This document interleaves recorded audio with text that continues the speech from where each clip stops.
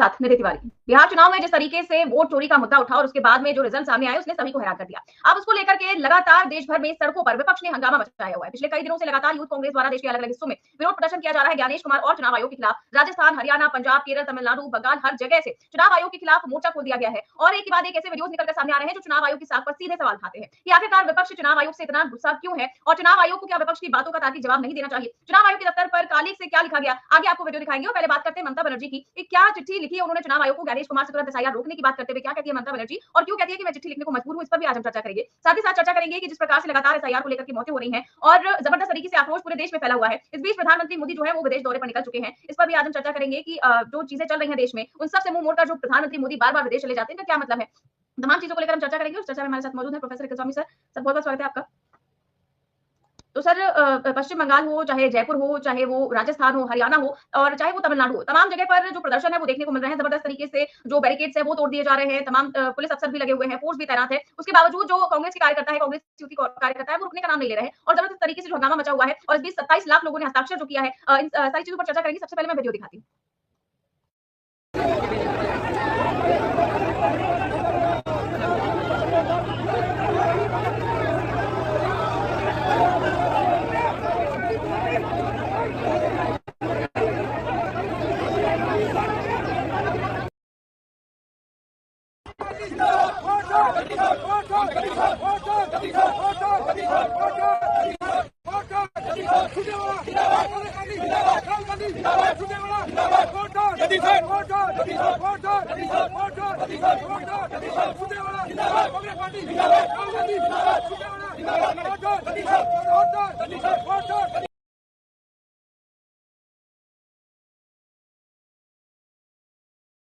तो सर तमाम तस्वीरें हमने देखी और तमाम तरह की वीडियो भी देखे और जो ये वीडियो हैं वो लगातार सामने आ रहे हैं। ये जो है वो राजस्थान का वीडियो है और राजस्थान के जयपुर में चुनाव आयोग के खिलाफ प्रदर्शन करते हुए जबरदस्त तरीके से पुलिस जो भिड़ंत है वो सामने आई और उसके बाद जिस तरीके से बैरिकेड्स लगाए गए, पुलिस है, सुरक्षा बल है, वाटर कैनन का भी इस्तेमाल किया गया कार्यकर्ताओं का, लेकिन उसके बावजूद भी यूथ कांग्रेस के कार्यकर्ता जबरदस्त तरीके से अपनी आवाज बुलंद कर रहे हैं। और यहाँ पर हरियाणा की भी हमने तस्वीरें दिखाई जहाँ पर एक शख्स जो है लगातार प्रधानमंत्री मोदी की फोटो लिए हुए और वोट चोर गद्दी छोड़ के नारे लगा रहा है। साथ ही साथ तमिलनाडु में भी मुख्यमंत्री एम के स्टालिन द्वारा कई तस्वीरें शेयर की गई और बताया जा रहा है कि एसआईआर को लेकर कितना बड़ा आंदोलन खड़ा करने की जोर आजमाइश देश के अलग-अलग हिस्सों सहित तमिलनाडु में भी हो रही है। यानी कि जहां-जहां विपक्षी पार्टियों की सरकारें हैं वहां तो ये आंदोलन हो ही रहा है, जहां-जहां विपक्षी पार्टियों की सरकारें नहीं है वहां भी आंदोलन खड़ा हो रहा है। और जिस तरीके से चुनाव आयोग बीजेपी के लिए बैटिंग करता हुआ नजर आता है उसको लेकर अब ये आंदोलन खड़ा होता हुआ नजर आ रहा है। और साथ ही साथ जो 27 लाख लोग हैं जिन्होंने हस्ताक्षर किया है उनका भी आप देख लीजिए कि ये तस्वीरें जो है वो सामने निकल कर आई हैं और पूरी गड्डी आप देखें कि जो कांग्रेस पार्टी है वो दिखा रही है और साफ तौर से ये समझ में आ रहा है कि अब एक बहुत बड़ा आंदोलन जो है वो खड़ा होने वाला है। और इसको लेकर के जो कांग्रेस है उसका क्या कहना है उनका भी वीडियो दिखाते हैं। गद्दी छोड़ अभियान के तहत 5 करोड़ हस्ताक्षर कराने का लक्ष्य रखा गया था और हर राज्य को इसका लक्ष्य निर्धारित करके दिया गया था।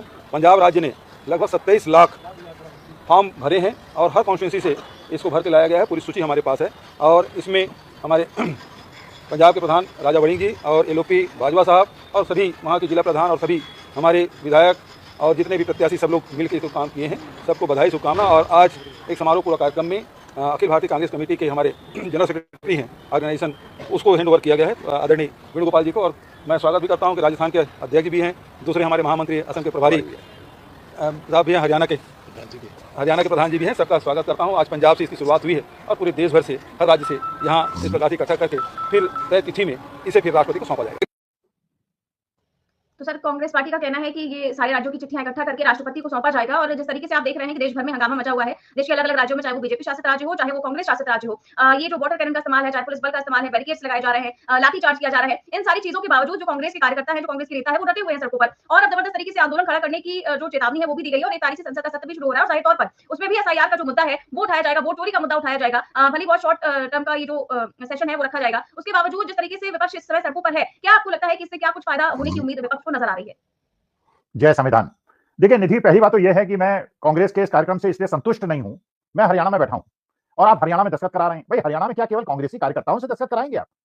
हम जनता, जो साधारण जनता है, जिसे कांग्रेस बीजेपी से कोई लेना देना नहीं है, लेकिन हम देश के लोकतंत्र संविधान को प्यार करते हैं और उसको बचाना चाहते हैं। हमारे दस्तखत की कोई कीमत नहीं है क्या? क्या कोई कांग्रेस का कार्यकर्ता मेरे पास आया? हजारों लोग ऐसे हैं जिनको मैं जानता हूं, उनके पास कोई किसी ने कांटेक्ट नहीं किया। तो आप जो 25-26 लाख वोट आपने दस्तखत कराए हैं पंजाब में, ये केवल कांग्रेस वर्कर्स के कराए हैं। आपको केवल कांग्रेस वर्कर्स की सहानुभूति चाहिए, आपको देश की जनता की कीमत नहीं है, हम लोगों की कोई कीमत नहीं है, पहली बात। दूसरी बात, ये आंदोलन कांग्रेस का नहीं है, ये आंदोलन देश का आंदोलन है। क्योंकि मैंने व्यक्तित्वों को सुना, बहुत ज्यादा प्रबुद्ध लोगों को सुना, जो सोशल वर्कर्स हैं उनको सुना। देखिए ये हमारे देश के अस्तित्व का सवाल है। यह भारतीय जनता पार्टी कांग्रेस का प्रश्न नहीं है। यह प्रश्न है कि भारतवर्ष की जो हमारी भूमि की अपनी एक विशेषता है वो कायम रहेगी या नहीं रहेगी। यह स्वामी विवेकानंद का देश रहेगा, यह महात्मा बुद्ध का, यह गुरु नानक का और यह महात्मा गांधी का और बाबा साहब भीमराव अंबेडकर का देश रहेगा, या वीर सावरकर और गोडसे का देश बनेगा। आपने देखा कि मोदी जी ने कल एक भगवा गमछा लहराया, इंडिकेशन दिया कि इस देश को यह गोडसेवाद की तरफ ले जाना चाहते हैं। आप जरा चीज को समझने का प्रयास कीजिए। कल शाम को एक गोदी मीडिया में मैं था, केवल हिंदू मुसलमान, सारे गोदी मीडिया के अंदर केवल हिंदू मुसलमान। और आपको पता होगा, जब अंग्रेज हमारे देश के अंदर शासन कर रहे थे और उनको यह लग रहा था कि भारत जैसे देश में शासन करना उनके लिए संभव नहीं है बिना विभाजन कराए, तो उन्होंने मुसलमानों के लिए मुस्लिम लीग जिन्ना को पैदा किया और हिंदू महासभा को पैदा किया। हिंदू महासभा ने हिंदुओं को भड़काया और मुसलमानों ने, मुस्लिम लीग ने मुसलमानों को भड़काया, और दोनों के बीच के, और सावरकर ने पहली बार यह कहा कि वी नीड ए हिंदू राष्ट्र, और वही कारण था जो आज देश का विभाजन हुआ। दोष ये पंडित जवाहरलाल नेहरू और महात्मा गांधी को देते हैं, लेकिन दो देशों का निर्माण करता है वो सावरकर था। आज भी यही नीतियां चल रही हैं और ये मूर्ख नहीं समझ रहे हैं, ये मूर्ख नहीं समझ रहे। कल मैंने गुस्से में आके उस गोदी मीडिया में बोल दिया, तुम लोग बदतमीज हो। मैंने केवल बदतमीज शब्द का उपयोग किया। मेरा बस चलता तो मैं इनको देशद्रोही कहता। जिस देश के अंदर हजारों साल से हिंदू मुसलमान सिख ईसाई मिलजुल कर प्यार मोहब्बत से रह रहे हैं, उसल में अगर आप चाहते हैं कि जो शौकतुल्लाह खां की संतानें हैं, अब्दुल हमीद की संतानें हैं, ब्रिगेडियर उस्मान की संतानें हैं, उनको दोयम दर्जे का नागरिक बना के रखा जाए, मैं एक सनातनी हिंदू इसको पसंद नहीं करता। मेरे को ललित मोदी, नीरव मोदी, मेहुल चोकसी पसंद नहीं है। मुझे जो अभी प्रियंका शर्मा नामी डॉक्टर जो है, जो दिल्ली ब्लास्ट में जिससे इंट्रोगेशन चल रहा है, वो पसंद नहीं है। मैं पसंदगी या नापसंदगी मेरी धर्म के आधार पर नहीं होती। ये देश को तोड़ देंगे। तो इसलिए ये कांग्रेस का संघर्ष नहीं है, ये संघर्ष हमारे देश की अस्मिता का संघर्ष है। जो भारत माता से प्यार करता है, जो देश के लोकतंत्र और संविधान को बचाना चाहता है। आपने देखा बहुत सारे यूट्यूब में वीडियो चल रहे हैं, क्या इसको जनता के सामने लाने से नहीं रोका गया निधि कि अमेरिका की और चाइना की एक जॉइंट कमीशन ने, जिसमें 12 इंडिपेंडेंट मेंबर्स हैं, ये रिपोर्ट में कहा है कि जो पठानकोट के, ये पहलगांव के अंदर हुआ, वो इंसर्जेंसी थी, टेररिस्ट अटैक नहीं था, इंसर्जेंसी थी। और दूसरा निष्कर्ष उन्होंने निकाला कि इस युद्ध में पाकिस्तान की जीत हुई। अब बताइए कितनी शर्म की बात है, पाकिस्तान जैसा पिद्दी देश, जिसको कई बार हमने मात दी है, और ये भी बहुत सारे लोगों को नहीं पता है, इंदिरा गांधी के जमाने में हमने चीन को भी शिकस्त दी है। वी डिफीटेड चीन, चीन का मुंह तोड़ जवाब दिया था, चीन को धक्का देके वापस किया था, मारा था, जम के मारा था। ये वो देश था। और आज के तारीख में चीन, अमेरिका, तुर्की, नॉर्थ कोरिया, पूरे विश्व के लोग हमारे सामने आके खड़े हो गए हैं, और डोनाल्ड ट्रंप 50 बार कह चुका है, और अब ये कमेटी की रिपोर्ट कोई जवाब देने के लिए तैयार नहीं है। देश की जनता को केवल हिंदू मुसलमान करके, क्योंकि वो जानते हैं। तो मैं तो ये मानता हूं कि ये जो ओवैसी साहब हैं, ये आज के जिन्ना हैं, और हमारे जो माननीय मोहन भागवत साहब हैं, वो आज के हिंदू महासभा और सावरकर हैं। और ये उसी प्रकार का षड्यंत्र कर रहे हैं जैसे मेरी भारत माता के साथ 70 साल पहले हुआ था, जब टू नेशन थ्योरी की बात की गई थी, और केवल राजनीति करने के लिए हिंदू मुसलमान को बांटा गया था और देश फट गया था। और ओवैसी साहब केवल मुसलमानों को उत्तेजित करके, और ये लोग हिंदुओं को उत्तेजित करके देश को तोड़ रहे हैं। ये देशद्रोही लोग हैं। कोई भी आदमी जो हिंदू मुसलमान का नैरेटिव फैलाता है और देश को कमजोर करने का प्रयास करता है, तो ये लड़ाई जो है निधि, ये कांग्रेस की लड़ाई नहीं है। कांग्रेस को भी समझ लेना चाहिए, ये कांग्रेस की लड़ाई नहीं है, ये मेरी आपकी लड़ाई है। मेरे को कोई कांग्रेस से लेना देना नहीं, मुझे अपनी भारत माता से लेना था। नंबर 1। नंबर 2, ममता बनर्जी ने भी 25-27 लाख दस्तखत करा लिए, सुरजेवाला साहब ने भी आंदोलन कर लिया, हुड्डा जी ने भी आंदोलन कर लिया, यात्रा निकाल दी, जयपुर में भी निकाल दी। लेकिन ये निर्णायक लड़ाई है, ये देश के अस्तित्व की लड़ाई है। जिस प्रकार से पहले कह रहे हैं 3.42, 8.42, 7.42 करोड़ वोटर्स हैं, फिर कह रहे हैं 7.45 करोड़ वोटर्स हैं, 3 लाख वोट एक्स्ट्रा एसआईआर होने के बाद बढ़ गए। अरे ममता दीदी, इलेक्शन हार जाओगी, मुगालते में मत रहो। हाँ, ये बात जरूर है कि उन्होंने बीएलओस के सामने अपने 2-2 कार्यकर्ता लगा रखे हैं, और कार्यकर्ता सेंटर में बैठ के फॉर्म भरवा रहे हैं। इससे कुछ नहीं होने वाला है, केवल फॉर्म से काम नहीं बनेगा। अभी तक बिहार के कम से कम 15 लाख वोटर्स ने बिहार से नाम कटवा के बंगाल में जुड़वा दिया होगा। आप डिलीशन रोक सकते हैं, आप एडिशन को कैसे रोकेंगे? और बाद में चुनाव आयोग क्या करेगा, जिस दिन फाइनल लिस्ट आएगी उसमें 20 लाख एडिशनल वोटर्स आ जाएंगे एसआईआर के बाद, और वो 20 लाख वोट कहां डालेंगे? भाई ये हमारी बात है, 100 सीटें ऐसी हैं बंगाल में जिसको टीएमसी को हराया नहीं जा सकता, उसमें छेड़खानी नहीं करेंगे। 40 सीटें ऐसी हैं जहां भारतीय जनता पार्टी को नहीं हराए, उसमें नहीं करेंगे। बाकी जो सीटें हैं उसमें 15-15, 20-20 हजार नए वोटर्स राकेश सिन्हा जाके वोट देंगे, गुजरात के पन्ना प्रमुख जाके वोट देंगे। और अब तो नया नियम भी चुनाव आयोग ने बना दिया, वहीं का बीएलओ जरूरी नहीं कि वहीं का बीएलओ हो, दूसरी जगह का बीएलओ भी जा सकता है, यूपी का भी जा सकता है, पंजाब का भी जा सकता है। और फिर उसके बाद गुजरात की पुलिस आएगी, गुजरात के आईएएस अफसर आएंगे, यूपी के आएंगे, फिर वो साफा बांध के हिंदू मुसलमान कराया जाएगा। और दीदी एक चीज और ध्यान रखिएगा, कोई दंगा ना हो जाए इलेक्शन के पहले। हिंदू मुसलमान नैरेटिव को फैलाने के लिए दंगा भी करा सकते हैं। तो मैं ये कह रहा हूं ममता दीदी, गलतफहमी मत रहिए। अखिलेश यादव गलतफहमी, बार-बार चेतावनी दे रहा हूं।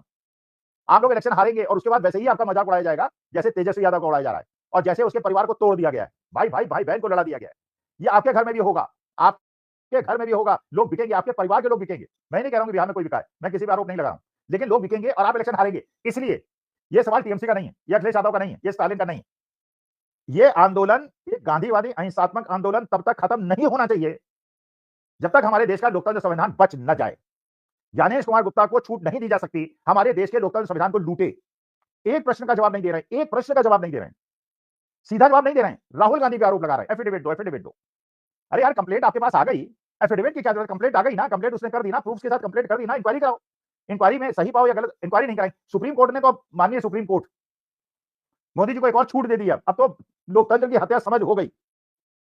अब जितने भी प्रदेश हैं जो अपोजिशन रूल्ड हैं, जहां पे सेंटर द्वारा नियुक्त गवर्नर्स बैठे हुए हैं, जनहित में वहां की सरकारें कोई भी नियम, कोई भी बिल पास करा दे असेंबली से, चाहे तमिलनाडु हो, चाहे पंजाब हो, या वेस्ट बंगाल हो, तेलंगाना हो, कर्नाटका हो, कोई भी आप बिल पास करा लीजिए, गवर्नर जब उसको रोक देगा, और कोई, अब तो माननीय सुप्रीम कोर्ट कहता है कोई लिमिट नहीं है, जब तक चाहे रोक सकते हैं। 5 साल तक रोकेंगे, जब तक आपकी सरकार नहीं चली जाएगी। और जब सरकार काम नहीं कर पाएगी तो ये होगा, बीजेपी की सरकार आएगी और उसके बाद गवर्नर साहब एक दिन में दस्तखत कर देंगे, जैसे दिल्ली में हो रहा है। केजरीवाल साहब जब तक थे, रोज गवर्नर उनकी फाइल रोकते थे, और गवर्नर साहब इंपॉर्टेंट थे। आज के तरह गवर्नर साहब कहीं दिखाई नहीं पड़ते, क्योंकि गवर्नर साहब का रोल खत्म हो गया, उन्होंने अरविंद केजरीवाल को रद्दी में फेंक दिया। अरविंद केजरीवाल हो या प्रशांत किशोर हो,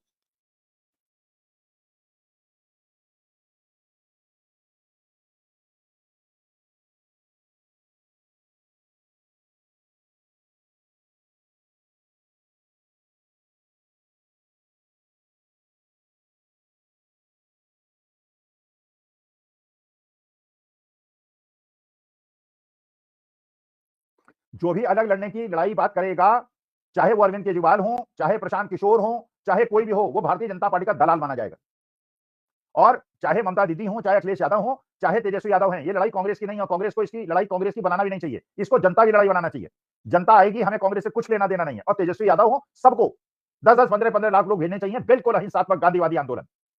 फिर देखते हैं क्या होता है, कितने लोगों को मारते हैं, कितने सीने छलनी होते हैं, कितने लोग को श्रद्धांजलि देनी होती है, किस किस के नाम उसके अंदर शामिल होते हैं। लेकिन इस भारत माता के लोकतंत्र संविधान को बचाने के लिए शहादत तो देनी होगी, बलिदान तो देना होगा। हमारे पूर्वजों ने बलिदान दिया है, हम भी बलिदान देने को तैयार हैं, लेकिन तानाशाही नहीं आने देंगे इस देश के अंदर। और जैसे ज्ञानेश कुमार गुप्ता जी बिहेव कर रहे हैं, और जिस प्रकार से नए नए नियम पारित हो रहे हैं और कानून पास हो रहे हैं, और जिस प्रकार से माननीय कानून को बदल रहे हैं और अपने कदमों को वापस ले रहे हैं, उससे लगता है, और जिस प्रकार से अमेरिका रुख बदल रहा है, और अगर ट्रेड डील हो गई, लेकिन होगा क्या? ट्रेड डील हो जाएगी, दुख उतार कर बर्बाद हो जाएंगे, लाखों करोड़ों लोग बेरोजगार। अब कपास की क्या स्थिति है आज की तारीख में? महाराष्ट्र के कपास से वालों से पूछे, पता चलाइए, अपने महाराष्ट्र की टीम से कहिए, जरा फीडबैक ले, महाराष्ट्र के कपास की क्या स्थिति है।